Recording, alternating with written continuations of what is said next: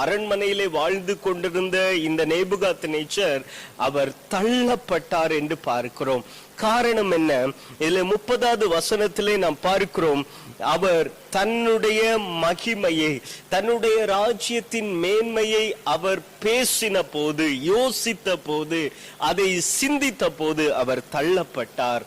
அருமையான ஆண்டுடைய பிள்ளைகளே, நம்முடைய வாழ்க்கையிலே ஒருவேளை என் மேன்மை, என்னுடைய உயர்வு, என்னுடைய சாமர்த்தியம், என்னுடைய ஞானம், என்னுடைய கல்வி என்று தன் மேன்மையை நாம் நினைக்கிற போது ஆண்டுடைய சமூகத்திலே நாம் தள்ளப்பட்டவர்களாய் மாற்றப்பட்டு விடுகிறோமோ என்கிற ஒரு செய்தியை நாம் இங்கே கற்றுக்கொள்கிறோம்.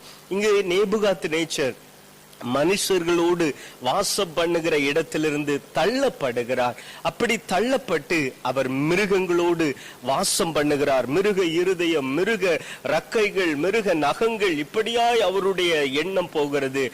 மிருகத்தை போன்ற என் சுவாபம், மிருகத்தை போன்ற என் சிந்தனை, ஆனால் என் தேவனை நான் கண்ணோக்கி பார்த்தேன். அப்படி கண்ணோக்கி பார்த்த போது பார்க்கிறோம், அவர் என்னை ஸ்திரப்படுத்தினார். தானியேல் 4ஆம் அதிகாரம் 36ஆம் வசனம் வாசிக்கிறோம். அவ்வேளையில் என் புத்தி எனக்கு திரும்பி வந்தது, என் ராஜ்யபாரத்தின் மேன்மைக்காக என் மகிமை, என் முகங்களையும் எனக்கு திரும்ப வந்தது. என் மந்திரிமார், என் பிரபுக்களும் என்னை தேடி வந்தார்கள். என் ராஜ்யத்திலே நான் ஸ்திரப்படுத்தப்பட்டேன். அதிக மகத்துவம் எனக்கு கிடைத்தது. ஆம் பிரியமானவர்களே, ஒரு முகக்கலை வந்துச்சு, என் ராஜ்யபாரம் வந்துச்சு. காரணம் என்ன? என் தேவனை நான் நோக்கி பார்த்தேன்.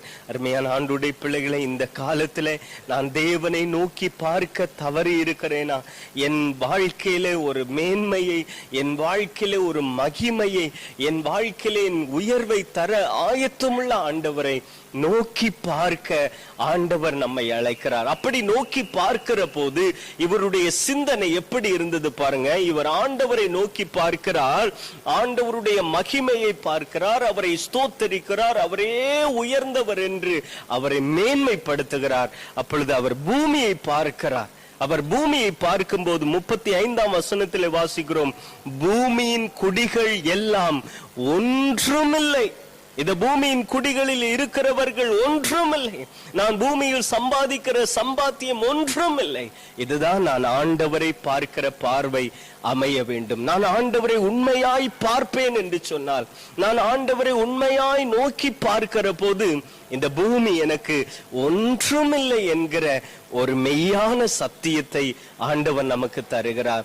அருமையான ஆண்டுடைய பிள்ளைகளே, அரண்மனையிலிருந்து தள்ளப்பட்ட இந்த நேபுகாத்நேச்சரை ஆண்டவர் அப்படியே விட்டு விடாதபடிக்கு அந்த இடத்துல அவருடைய புத்தி தெளிந்து, அவர் ஆண்டவரை அறிந்து, அவரை ஸ்தோத்தரித்து, அவரை மகிமைப்படுத்தி தேவனை நோக்கி பார்த்த போது அவர் இழந்த எல்லா மகிமை ஆண்டவர் அவருக்கு திரும்ப கொடுத்தார் என்று பார்க்கிறோம்.